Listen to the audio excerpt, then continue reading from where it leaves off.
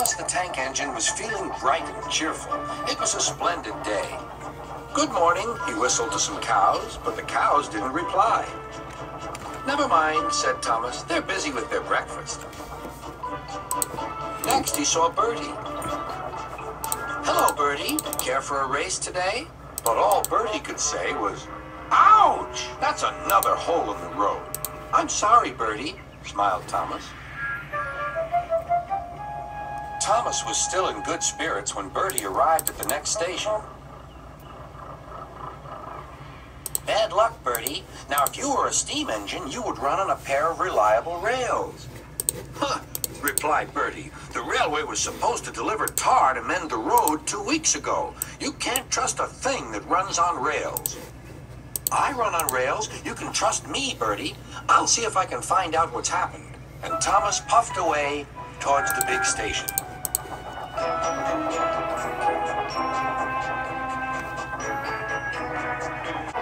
James was snorting about in the yard. "It's too bad," he grumbled. "Percy goes to work at the harbor, and I do his job. Here, there, and everywhere. Take that! Freight cars, just you wait. We'll show you." Gordon laughed. "I'll tell you what, James. If you pretended to be ill everywhere, you couldn't shunt freight cars here or go to the quarry there, could you?" "What a good idea," agreed James. "Look, here comes Thomas. I'll start pretending now."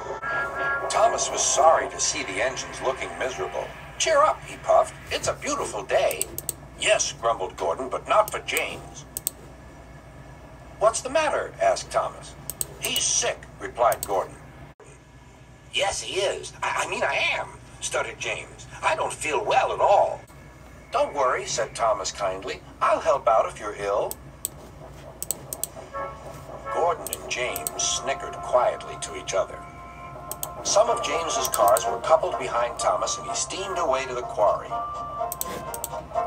The cars were still cross.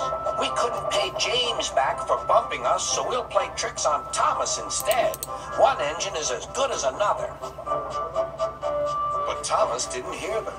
He collected all the stone from the quarry and set off back to the junction.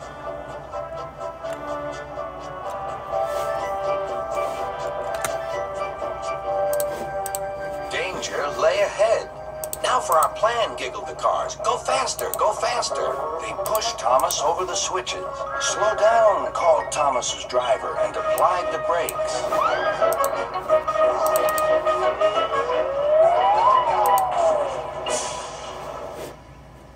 Poor Thomas stood dazed and surprised in a muddy pond as a toad eyed him suspiciously.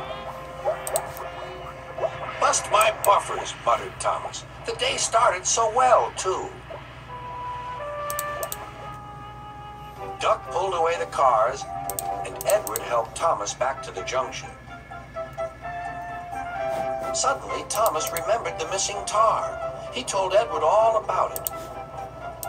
"That's strange," said Edward. "A car full of tar has been left at my station. That must be it. Driver will make sure it gets to Bertie now." Later, James spoke to Thomas. "I'm sorry about your accident," he muttered, "and so is Gordon.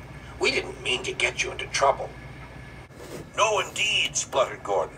"A mere misunderstanding, Thomas. All's well that ends well." Just then, Bertie arrived. He looked much more cheerful. "My road's being mended now." "Oh, I am glad," replied Thomas. "Thanks for all you did," added Bertie. "Now I know I can trust an engine, especially if his name is Thomas." Gordon and James puffed silently away to the shed. But Thomas still had company. "Well, well," he sighed. "What a day for surprises." The toad, who was looking forward to a ride home, noisily agreed.